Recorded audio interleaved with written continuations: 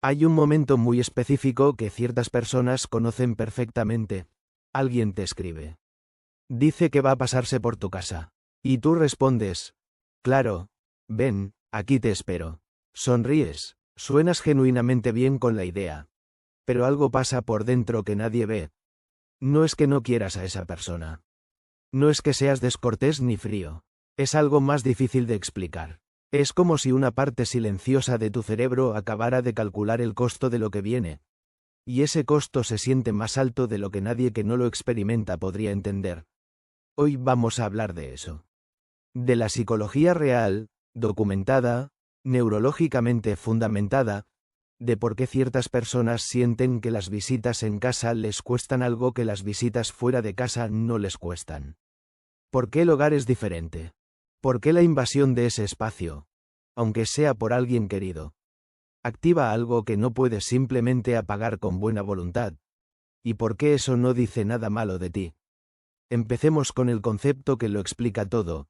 Los psicólogos ambientales, una rama de la psicología que estudia cómo los espacios físicos afectan el comportamiento y el estado mental, han documentado extensamente un fenómeno llamado territorialidad del hogar. El hogar no es solo el lugar donde duermes. Para una cantidad significativa de personas, especialmente aquellas con alta sensibilidad al estímulo y fuerte vida interior, el hogar es el único espacio en el mundo donde el sistema nervioso puede bajar completamente la guardia. Fuera, hay un nivel constante de activación del sistema nervioso simpático, el sistema de alerta del cuerpo. Debes estar consciente de cómo te ves, de lo que dices, de cómo te perciben. Cada interacción social requiere monitoreo activo de señales externas. Tu cerebro está constantemente procesando información del entorno para decidir cómo responder. En casa, ese monitoreo se desactiva. El cuerpo llega a un estado que el neurocientífico Stephen Porges describió como regulación ventral, el estado donde el sistema nervioso parasimpático toma el control, el ritmo cardíaco baja, la respiración se profundiza, y el cerebro finalmente puede dejar de estar alerta. Cuando alguien entra a ese espacio, el sistema de monitoreo se reactiva automáticamente. No porque haya peligro real, sino porque la presencia de otro ser humano, cualquier ser humano, activa los circuitos de evaluación social del cerebro. Y ese proceso tiene un costo neurológico real aunque la visita sea completamente placentera.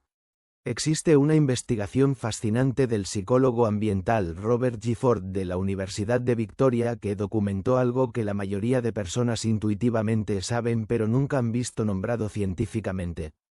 Las personas tienen diferentes niveles de lo que Gifford llamó territorialidad primaria, el grado en que un individuo experimenta su espacio de vida personal como una extensión de su identidad. Para personas con alta territorialidad primaria, el hogar no es simplemente un lugar. Es literalmente una extensión de sí mismos. Los objetos en el espacio, su ubicación, el orden de las cosas, los sonidos habituales, los ritmos del lugar. Todo eso es parte de su mundo interno externalizado.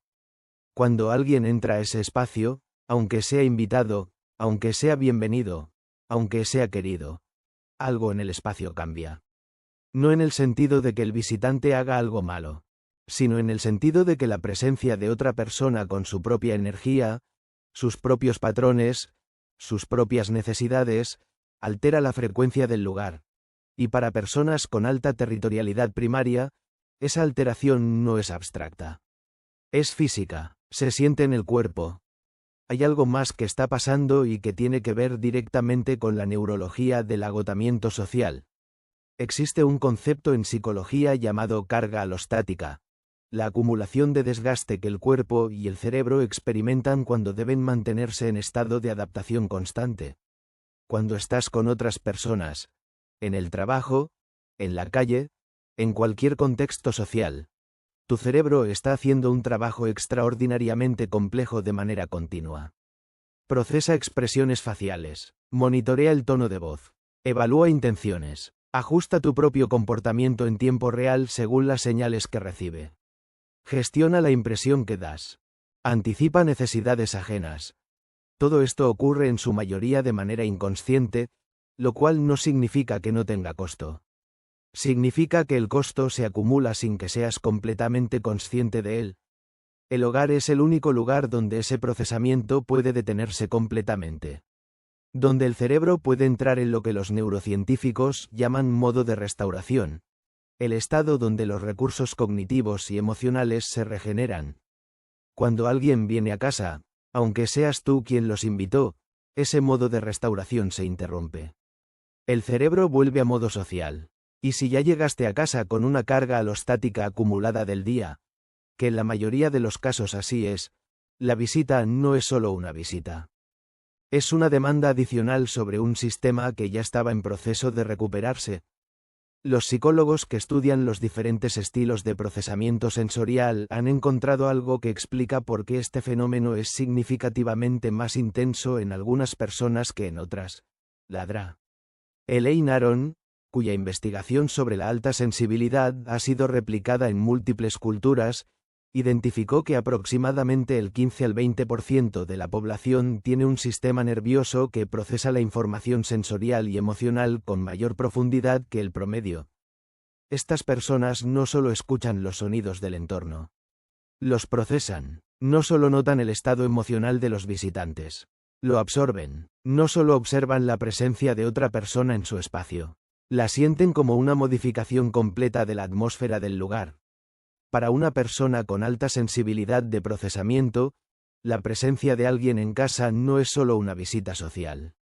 Es un cambio en la textura completa de su experiencia del espacio. El olor diferente, los patrones de movimiento distintos, las necesidades implícitas del visitante que el sistema nervioso altamente sensible detecta automáticamente. Todo eso se registra y se procesa de manera que para otros simplemente no ocurre con la misma intensidad. Esto no es debilidad. Es el mismo mecanismo neurológico que hace que estas personas sean extraordinariamente empáticas, altamente perceptivas, y capaces de notar lo que otros pasan por alto. La misma sensibilidad que es una ventaja en muchos contextos tiene un costo específico en el contexto del espacio personal. Ahora hablemos de algo que muy poca gente considera pero que la investigación en psicología del desarrollo ha documentado claramente. Tu relación actual con las visitas en casa está profundamente influenciada por lo que las visitas significaban en tu hogar de infancia. Para muchas personas, las visitas en la infancia no eran eventos neutros. Eran eventos que venían con preparación estresante. Limpiar, comportarse diferente, cumplir expectativas que no existían en la vida cotidiana. En algunos hogares, las visitas significaban tensión entre los adultos, performance familiar, o la presión de presentar una versión del hogar diferente a la que realmente era.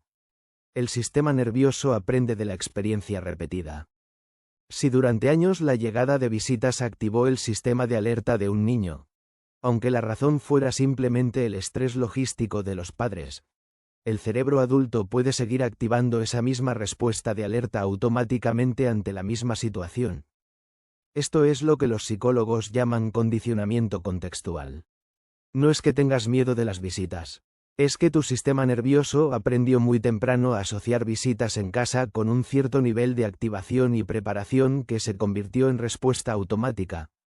Existe también una dimensión de esto que tiene que ver con la identidad y la vulnerabilidad. El psicólogo Dan McAdams, que ha investigado extensamente la narrativa de identidad personal, argumenta que el hogar es el espacio donde las personas guardan la historia real de quiénes son.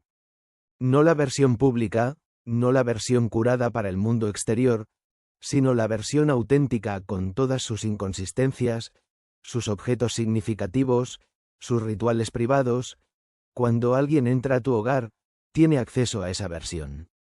Pueden ver los libros que lees, el desorden que produces cuando nadie mira, los rituales pequeños que definen tu vida real, la manera en que organizas o no organizas el espacio. Para personas con alta necesidad de privacidad psicológica, que no es lo mismo que tener algo que esconder. Esa exposición de la versión real genera una incomodidad genuina. No porque haya algo malo en esa versión, sino porque la autenticidad involuntaria se siente diferente a la autenticidad elegida. Tú decides cuándo ser vulnerable emocionalmente con alguien. Pero cuando invitas a alguien a casa, parte de esa vulnerabilidad ocurre sin que la hayas elegido activamente.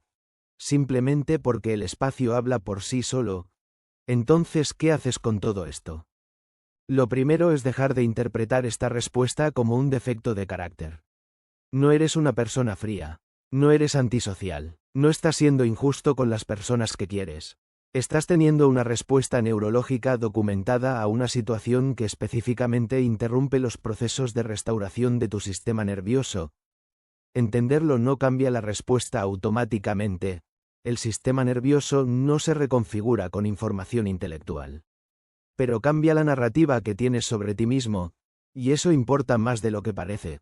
Lo segundo es diseñar tus encuentros de manera que protejas lo que necesitas proteger. Hay una razón por la que ciertas personas que se conocen bien a sí mismas prefieren encuentros en lugares neutrales, cafés, parques, restaurantes. No porque no quieran a sus personas, sino porque esos espacios no interrumpen la restauración del hogar y permiten una conexión genuina sin el costo adicional de la invasión del espacio primario. Eso no es egoísmo. Es autoconocimiento. Lo tercero. Y esto requiere honestidad. Es distinguir entre preferencia genuina y evitación. Porque así como la soledad puede ser libertad o puede ser armadura, la protección del espacio del hogar puede ser autoconciencia saludable o puede ser una manera de mantener a las personas a una distancia que se siente segura pero que en realidad empobrece las relaciones. Si puedes conectar profundamente con personas fuera de casa, si tienes relaciones que nutren aunque no las traigas a tu espacio, si la necesidad de proteger tu hogar coexiste con la capacidad de dar y recibir cercanía. Eso es salud. Si la protección del espacio es parte de un patrón más amplio de mantener a todos fuera en todos los sentidos posibles, eso merece una mirada más honesta. Puedes amar profundamente a las personas y aún así necesitar que tu hogar sea exclusivamente tuyo. Puedes ser de los amigos más presentes, más leales, más generosos, y aún así sentir alivio genuino cuando la puerta se cierra y el silencio vuelve. Puedes cuidar a las personas con toda tu energía y aún así necesitar que haya un espacio en el mundo donde nadie te pida nada, donde no tengas que procesar la presencia de nadie más, donde tu sistema nervioso finalmente pueda hacer lo que lleva todo el día esperando poder hacer: descansar. Tu hogar no es egoísmo. Es el lugar donde te recuperas para poder seguir siendo la persona que las personas que quieres necesitan que seas. Protegerlo no es rechazar al mundo. Es la condición que hace posible que sigas dándole lo mejor de ti.